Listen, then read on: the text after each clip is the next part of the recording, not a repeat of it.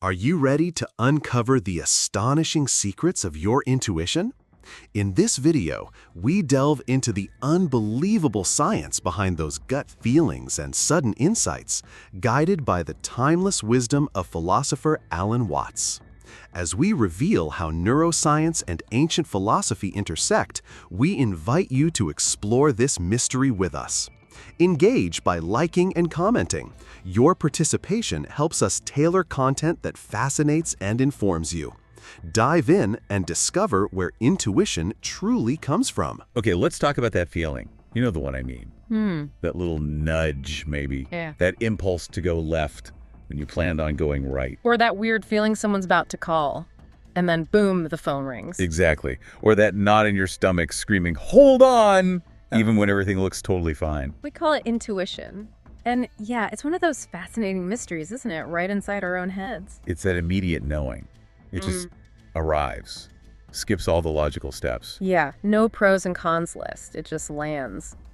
Which, really makes you wonder, what is it? Right. Is it just our brain on overdrive? Like processing things super fast based on everything we've ever experienced? A kind of mental shortcut, maybe? Or is it tapping into something else, something, I don't know, deeper, maybe even the universe itself? And that's exactly what we're digging into today. Yeah, we're doing a deep dive into intuition. We've got some fascinating sources lined up. We do. We're looking at the latest neuroscience, some really cool studies there. And exploring that ancient wisdom too, like Zen and Taoism. But the key here, our kind of guide through all this, is the philosopher Alan Watts. His perspective is just, perfect for this. He really is. Because Watts was all about dissolving those lines we draw, right? Between mind and body, us and the world, logic, and just going with the flow. Exactly. He found real wisdom in trusting that natural flow of things. And that's essentially what intuition asks us to do, just trust it.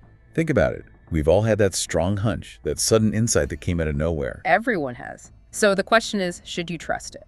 What's it telling you? Not just about yourself, but maybe about how you fit into everything. Right. So we'll unpack the science, the spiritual side, Yeah. and Watts' unique take to see what this, elusive sixth sense might actually mean for you. Stick with us on this one, because figuring out intuition might be less about trying harder and more about letting go, just like Watts suggested. Okay, so Alan Watts. Why start with him when we talk intuition?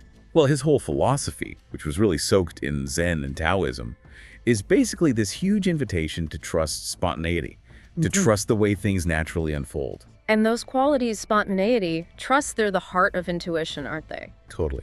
And for Watts, it wasn't just some personal little brain trick. He saw it as the intelligence of the universe kind of expressing itself through you. Ah, that phrase, the wisdom of the system nervous. He treated our own bodies, our gut feelings, as part of this bigger cosmic intelligence. It's so central to how he saw things. Remember that quote, "The more you relinquish power, trust others, the more powerful you become." Yes. And that fits intuition perfectly. You don't make a hunch happen, it just shows up. Sometimes when you least expect it, Watts nailed that spontaneity with, you don't know where your decisions come from, they pop up like hiccups. Pop like hiccups. Only Watts. And our sources really point out why he's so crucial here. He builds that bridge, between the scientific digging and the sense of mystery. Right. He seems to view these intuitive moments not just as random brain blips, but as the cosmos itself kind of cooperating, offering a clue if you're listening. And what's really interesting is how modern science, with its own tools and language, is starting to echo some of these ideas about fast, non-conscious knowing. Okay, let's get into that science then. From a brain perspective, what is this wisdom of the system nervous? Well, scientifically speaking, intuition is defined as rapid subconscious processing. Your brain is basically crunching huge amounts of data instantly. Data from where? From your memories, your emotional responses, learned patterns you might not even know you have, all happening beneath conscious awareness. So it's not exactly magic, but it's definitely a kind of inner superpower. You could kind of see it like that. Your brain working incredibly fast. There was a study, Journal of Cognitive Neuroscience, back in 2016, that highlighted key brain areas. Like which ones? The ventromedial prefrontal cortex, the VMPFC. It's crucial for quickly weighing options based on all your past experiences and what happened then. So it's like instantly accessing a huge personal database of how did this feel last time? What was the result? Pretty much. And then you have the amygdala, the brain's emotion center. It adds that immediate feeling tag, good, bad, safe, danger, tied to the situation. And that's where the gut feeling part comes in, literally. Exactly. Frontiers in Psychology in 2019 pointed to the insula. This region monitors your internal body state. The tightness in the chest, the stomach knot. Yep. It detects those physical feelings and feeds them into the intuitive signal. So that gut feeling isn't just a metaphor. There's a real mind-body connection being read by the brain. Wow, so this whole network is running these high-speed checks based on our life experience. But does it actually work? Can you trust these quick judgments? It's the million-dollar question, right? Right. And the evidence increasingly suggests, Yeah. especially in certain situations. Like that same Frontiers in Psychology paper and other research like in Psychological Science from 2014 on visual patterns found that when things are complex or you're under pressure, basically, too much info to consciously analyze intuitive choices can often be more accurate than trying to think it all through logically. That's fascinating. So sometimes overthinking can actually get in the way. It really seems like it. Your subconscious can pick up on subtle cues and complex patterns that your conscious mind just gets bogged down trying to process piece by piece. And this ties into something else the sources mention, flow states. That feeling of being totally absorbed, effortless action. Absolutely. Intuition seems to pop up more clearly when the conscious mind gets out of the way, much like in flow. Research in NeuroImage 2018 showed practices like meditation can boost cerebral coherence. Basically, different parts of the brain start working together more synchronously. This state seems to encourage flow and, amplify intuition. In another journal, Consciousness Studies in 2020 mentioned something about the default mode network. Right. The DMN, that's the part of your brain that's usually busy with self-talk, worrying, planning, thinking about me. During flow, and potentially when intuition strikes, the DMN quiets down. So turning down the internal chatter creates space for these insights. Seems like it. Which connects perfectly to Watts and his idea of wu wei, that effortless action. Yeah. Doing by not doing, letting it happen. Okay, so we have the brain mechanics, the fast processing, specific regions, the link to flow. How does Watts weave this into his bigger picture? For Watts, this isn't just biology. It mirrors how he saw the universe operating. It ties into his core ideas. Like the idea of surrender you brought up earlier. Exactly. That quote again. The more you relinquish power, the more powerful you become. Trusting your intuition, especially when it doesn't make logical sense, is a powerful act of surrender. You're letting go of trying to control everything consciously. Right. Like that analogy in the source about the overloaded manager who only gets effective when they trust their team, when they delegate. Trusting intuition is kind of like delegating to this deeper intelligence.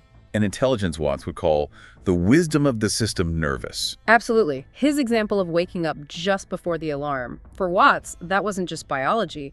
It was trusting the body's innate, spontaneous connection to rhythm. Intuition is trusting those rapid processes. Science points to the VMPFC, amygdala, insula working together. As we delve into this fascinating interplay between intuition, science, and Alan Watts' philosophy, how have intuitive moments played out in your life?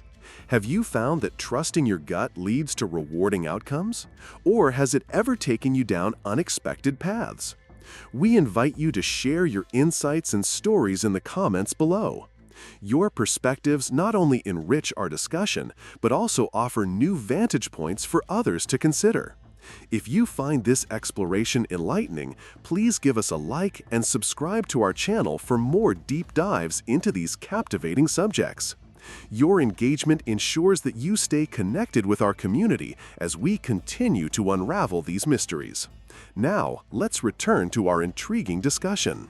And what about his idea of unity?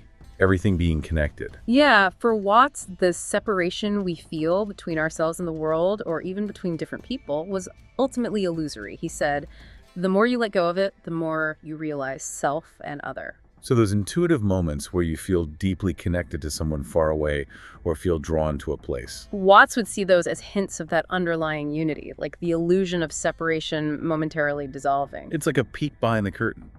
And science even hints at this with that neural synchrony during flow states. Yeah. An internal harmony mirroring cosmic harmony, maybe? Perhaps. But what's really key with Watts is he wouldn't get bogged down arguing if it's just brain chemistry or purely cosmic connection. He wouldn't care about defining it so much. Right. For him, the important thing was engaging with it. His likely response to the whole debate would be, okay, interesting, now let's see what you're going to do with that feeling. The mystery itself is part of the point. Remember, the universe is an endless mystery to itself. So it's about living in the mystery, flowing with it, rather than trying to solve it definitively. Precisely. And that perspective naturally leads us to how intuition is viewed in the spiritual traditions that influenced Watts. Like Zen and Taoism. Exactly. You see parallels everywhere. In Zen, there's Satori, that sudden flash of insight, totally nonlinear. That's very much like an intuitive breakthrough. And Wu Wei in Taoism, you mentioned effortless action. That's basically intuition in practice. Right. Living in that flow state. Totally. Watts explored this way back in the way of Zen. And those studies on meditation boosting neural synchrony, that's like the science catching up to ancient practices for cultivating the state where intuition can arise. Are there similar ideas elsewhere? Oh, definitely. The sources point to Sufism, where practices like dhikr, rhythmic chanting or remembrance, can lead to ecstatic states and deep insights. Mircea Eliade wrote about this stuff. And Hinduism. In Advaita Vedanta, there's the core idea of realizing your ultimate unity with everything, with the absolute. That resonates so strongly with Watts' view that intuition can be a hint of that fundamental oneness. This is where those personal stories often come in, the ones that feel, well, hard to explain just with brain science. You really do. We all know those stories, maybe have our own. Deciding last minute to take a different road and missing an accident, just knowing you need to call someone right now, having a strangely accurate dream or premonition. Yeah, those moments that makes you go, whoa. And the Journal of Consciousness Studies acknowledges people report these experiences that feel transcendent, maybe even precognitive, things that push the edges of our current scientific models. But science does offer other explanations for those kinds of feelings, doesn't it? Skeptical ones. Absolutely, and it's crucial to consider them. The skeptical view, backed by research in fields like neuroscience of consciousness and frontiers in psychology, suggests these feelings could be epiphenomena. Meaning just byproducts. Brain noise we read meaning into. Sort of. Cognitive biases are huge here too, like confirmation bias. You remember the one time your weird hunch was right, but forget the 50 times it was totally wrong. So the hits stand out, making it feel more significant than it statistically is. Exactly. Plus, expectation, if you expect a feeling to mean something, you might interpret events to fit it. The placebo effect works on beliefs. And things like sleep paralysis. Right. Studies in sleep medicine reviews show the brain can generate incredibly vivid, realistic sensations with no external cause. It highlights how our internal world can create powerful experiences. So this is the core puzzle then. Are these intense intuitive moments just complex brain events, maybe influenced by biases? Or are they what Watts and spiritual traditions suggest actual connections to something larger, a kind of dialogue with the universe? That is the beautiful, maybe unanswerable question, isn't it? And Watts would likely say, great, sit with that question, explore both sides, don't rush to nail it down. Which brings us to the practical side. How can we, inspired by Watts' idea of trust and flow, actually work with our own intuition? Paying better attention. Yeah, how do we cultivate it? Our sources offer some really nice practical steps, all infused with that spirit of trust and letting go. Like intuitive meditation, how does that work? It's less about forcing focus and more about allowing, very Wattsian, trusting the system nervous. Find a quiet spot, sit comfortably, maybe 10-15 minutes, focus lightly on your breath. And then? Just hold a gentle intention, like, what does my inner cosmos want to show me? Then just watch. Thoughts, feelings, images might bubble up. No judgment. Just observe. Like watching clouds. And we know meditation can increase that brain coherence, right?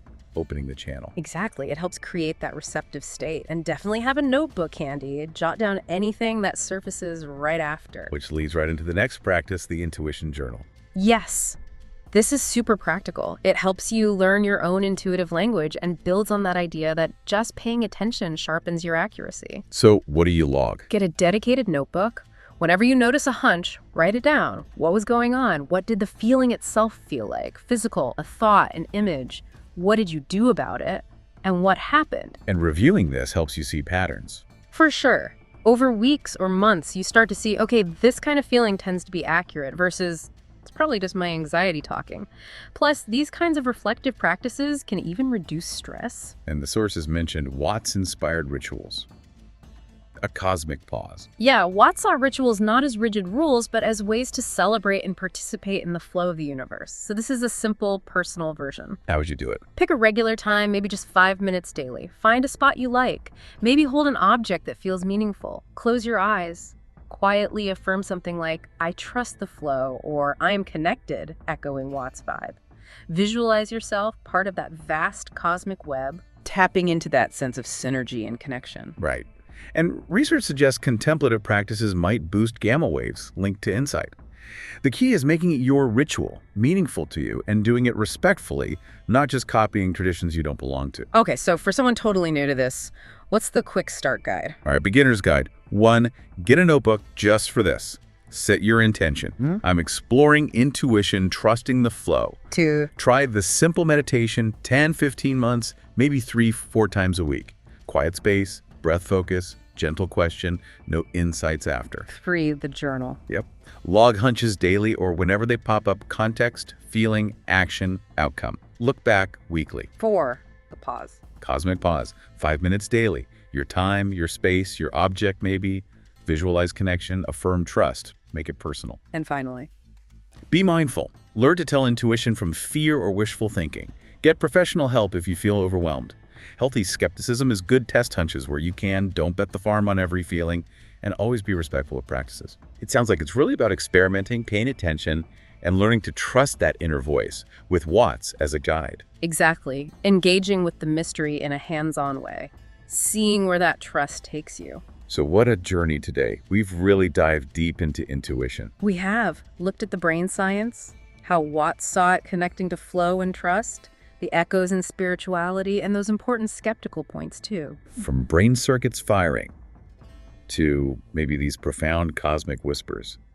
Intuition keeps inviting us to trust something, doesn't it? And that's the thread from Watts, isn't it? Trust. It's not about demanding proof for everything. It's about surrendering to the process, trusting the intelligence within and around you. The way to become one with the universe is to trust it. That really sums it up. It does. And these practices we talked about, the meditation, journaling, the pause, they're real ways to start tuning into that flow, to bring some of Watts' confidence into your own life. Moving towards that practical utopia where trust maybe starts to edge out fear. Now, this exploration, it doesn't stop here. This is something we're all exploring, right? Within this community we call the quantum soul. And we genuinely want you involved. Yeah, we do. Down in the comments, share your story. Tell us about a time your intuition felt strong, maybe guided you, maybe confused you, maybe made you question things. Watts said, the more you give it away, the more it comes back. Sharing your experience, whether it felt like magic or sparked your skepticism, helps us all understand this better. Your story might be just what someone else needs to hear on their own path. Yeah. That's how we weave this quantum soul tapestry together. So take the challenge. How has intuition shown up for you?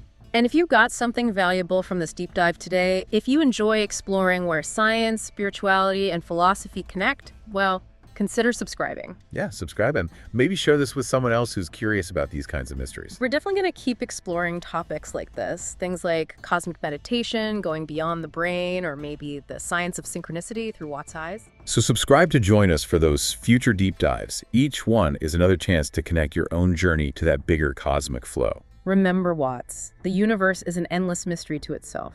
Your intuition, those hunches, those sudden knowings, they're a constant reminder that you are absolutely part of that unfolding mystery. So maybe today, just take a moment, pause, ask yourself quietly, how am I flowing with the cosmos right now? And bring whatever comes up back to the community. Because, like Watts taught, the more you give it away, the more comes back.